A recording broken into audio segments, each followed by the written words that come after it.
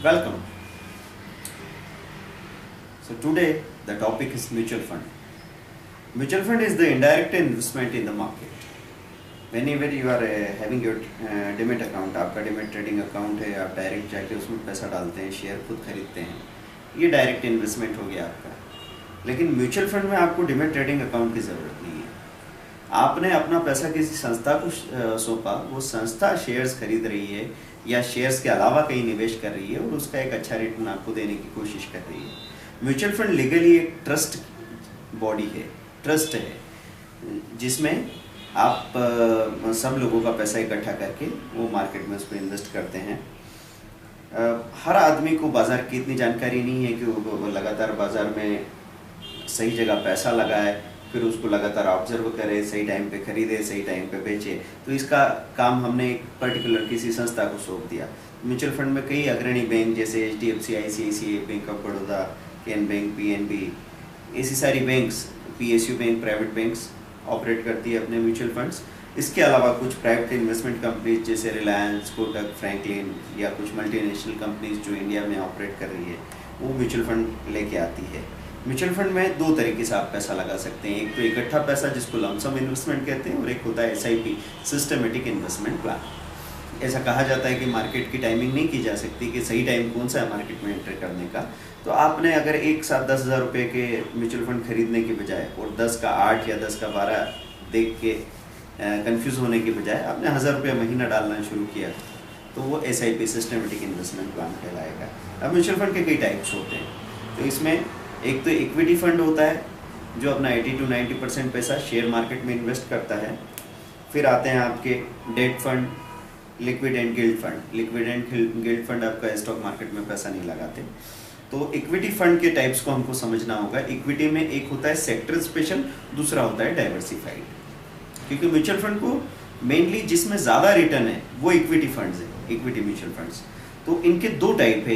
एक sector special, मतलब आपने किसी पर्टिकुलर सेक्टर में पैसा लगाया, IT fund, banking fund, pharma fund, infrastructure fund. तो अगर वो सेक्टर चल रहा है तो एकदम से 1.5 गुना 2 गुना पैसा हो जाएगा। डाइवर्सिफाइड में आपने 10 सेक्टर्स में बांट के अपना पैसा लगा रखा है, तो बाजार के एकदम बढ़ने पे वो एकदम बढ़ता नहीं है, बाजार के एकदम गिरने पे वो गिरता नहीं, क्योंकि आपका रिस्क और रिटर्न दोनों बैलेंस हो रहे हैं।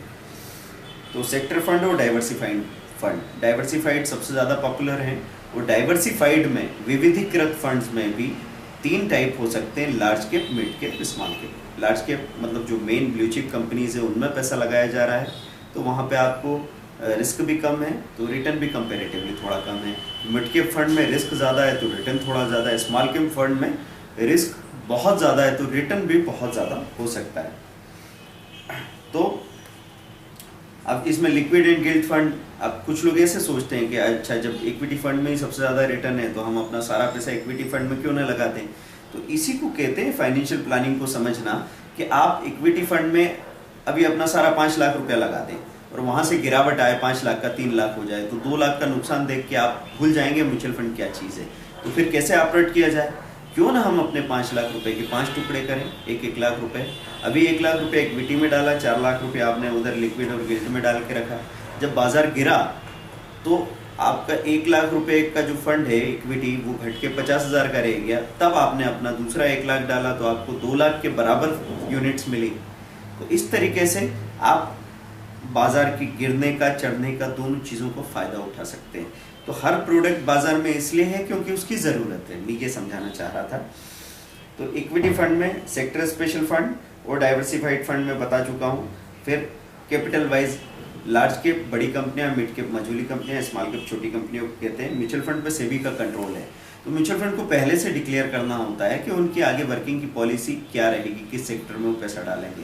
तो ऐसा कभी नहीं होगा कि कोई IT फंड अपना पैसा IT फंड के नाम से जुटाए और कल को किसी दूसरे फंड में, दूसरे सेक्टर में पैसा लगा सके, क्योंकि सेबी को जो आपने बता रखा है उन रूल्स को, नॉर्म्स को आपको फॉलो करना पड़ेगा, चाहे फ़ायदा हो या नुकसान। और एक इन्वेस्टर को भी पहले से इन्फॉर्म किया हुआ है कि ये हमारा वर्किंग है, तो उन नियमों के दायरे में जो पहले से बताया, उसके दायरे में जो भी नुकसान फ़ायदा हो वो आप एज एन इन्वेस्टर आपको भी झेलना होगा। इसीलिए आपने सुना होगा mutual funds are subjected to market risk. ये एक लाइन बड़ी जल्दी से बोल के निकल जाया करते हैं म्यूचुअल फंड के एडवर्टीजमेंट में। म्यूचुअल फंड मार्केट रिस्क से सीधे जुड़े हुए हैं, तो कई बार आपको अपने मूलधन से कम धन भी नज़र आता है। तो जैसे शेयर की प्राइस होती है, म्यूचुअल फंड का होता है एनएवी, नेट एसेट वैल्यू।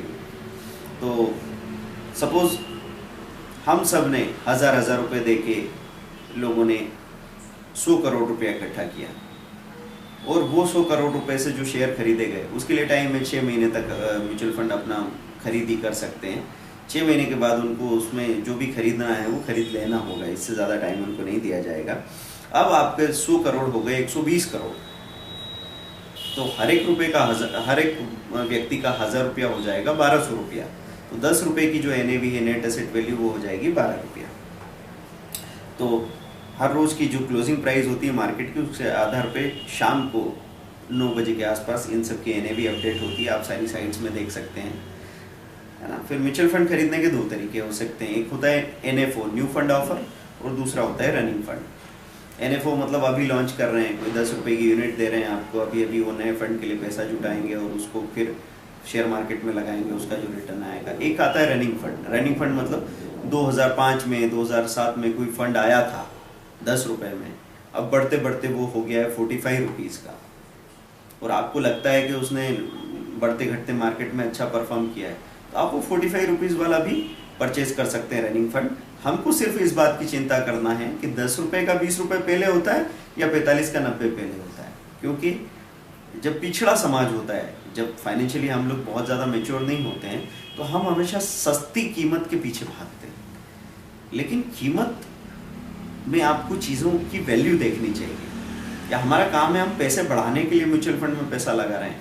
अब वो यूनिट 10 रुपये की आए और देर से 20 रुपये हो, इसकी बजाय यूनिट 100 रुपये की आए और जल्दी 250 रुपये हो जाए, तो 100 वाली यूनिट को लेना बेहतर होगा।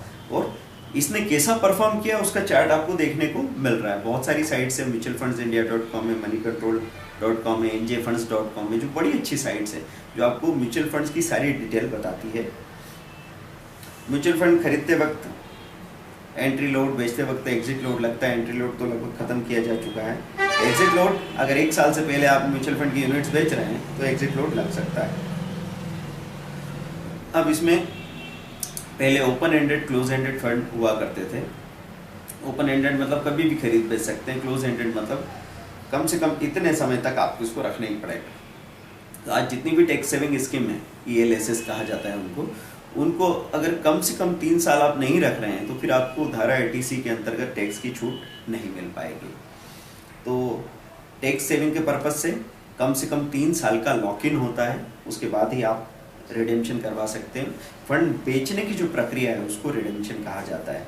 जब आप म्यूचुअल फंड का एप्लीकेशन फॉर्म भरते हैं तो उसमें ग्रोथ और डिविडेंड ऑप्शन होता है।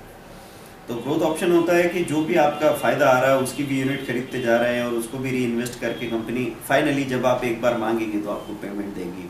और डिविडेंड का मतलब है आप चाहते हैं कि बीच बीच में जो फ़ायदा हो उसको भुना के और डिविडेंड आपको भेज दिया जाए। तो ऐसा नहीं कि डिविडेंड में कोई पैसा आपको अलग से मिल जाता है। डिविडेंड में यही हो रहा है कि जब वो डिविडेंड देंगे आपको 12 रुपये में से 1 रुपये का, तो आपकी NAV घट के 11 रुपये के आसपास रह जाएगी। और वही पैसा जो आपको मिला है उसको री इन्वेस्ट किया तो ठीक है, नहीं तो आपके 10,000 रुपये में से 1,000 का डिविडेंड आ गया और उसको आपने कहाँ खा पी के ख़त्म कर दिया पता भी नहीं चलेगा। इसलिए मैं सजेस्ट करता हूँ कि आप भले ही थोड़ा पैसा इन्वेस्ट करें लेकिन ग्रोथ ऑप्शन में जाएं तो ज़्यादा बेहतर होगा। तो लंबे समय में जब भी हम लोगों ने देखा है कि जैसे रिलायंस ग्रोथ करके प्लान रहा है या कोई दूसरे HDFC के प्लान रहे हैं, उसके दूसरे ICICI के प्लान रहे हैं, तो उसमें ग्रोथ ऑप्शन ने ज़्यादा रिटर्न दिखाया है। फंड बेचने की जो प्रक्रिया है उसको रिडेम्पशन कहा जाता है। तो जो स्टेटमेंट आपको भेजा जाता है उसके नीचे एक रिडेम्पशन स्लिप होती है। उसमें आप जब चाहें पार्शियल रिडेम्पशन या फुल रिडेम्पशन कर सकते हैं। पार्शियल मतलब आपके पास 1000 यूनिट है, आपने अभी 300 बेची। फुल रिडेम्पशन मतलब आपने जितना भी यूनिट है एक साथ बेच दिया, वो फुल रिडेम्पशन कहलाएगा। दूसरी चीज़ होती है SIP, सिस्टमेटिक इन्वेस्टमेंट प्लान। ये सबसे अच्छी चीज़ है जो हर एक को अपना लेनी चाहिए। ये 1000 रुपये महीना, 500 रुपये महीना, इवन 100 रुपये महीने के भी SIP को चोरी की गई है। तो इस तरह का लॉक इन होता है इसमें कि 500 रुपये महीना है तो 12 महीने तक 6,000 रुपये इकट्ठे होने तक आप इसको बेच नहीं सकते।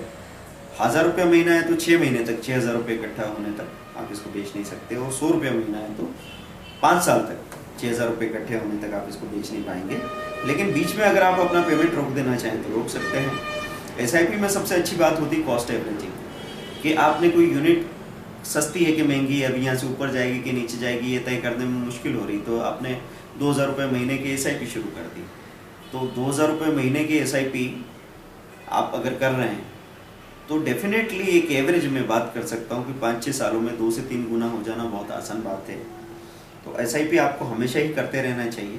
तो आपको इसमें ना तो कोई टाइमिंग करने की ज़रूरत है, आपने एक बार फॉर्म साइन करके दे दिया तो आपके अकाउंट में से, बैंक अकाउंट में से सीधे ECS होके भी पैसा जाता रहेगा। ऐसा भी नहीं कि आप कोई प्रीमियम भरें और जाके पैसा किश्त का जमा करें, ये सब कोई टेंशन आपको रहेगा। तो SIP हर बच्चे को सिखाई जानी चाहिए, हर हाउसवाइफ को करनी चाहिए। और अगर उसमें कोई कन्फ्यूज़न हो आप हमको फ़ोन करके बात कर सकते हैं। दूसरी एक चीज़ होती है STP, सिस्टमेटिक ट्रांसफ़र प्लान, कि लोग SIP इसलिए नहीं करते कि उनके पास इकट्ठा पैसा नहीं है, वो SIP इस पर्पज़ से कर रहे हो शायद कि ये उतार चढ़ाव का टेंशन हम लोग नहीं लेना चाहते। तो ऐसे केस में मैं आपसे कहता हूँ कि आप STP कीजिए। आपके पास अगर लाख रुपया पहले से रखा हुआ है तो जब आपका 1,000 रुपया या 2,000 रुपया महीना SIP में जा रहा है, उस वक्त जो बचा है 99, 98, 97, 96,000, उस पर क्या रिटर्न मिल रहा है? वो अगर बैंक अकाउंट में सेविंग में रखा है तो उस पर 4-4.5% ही मिल पा रहा है।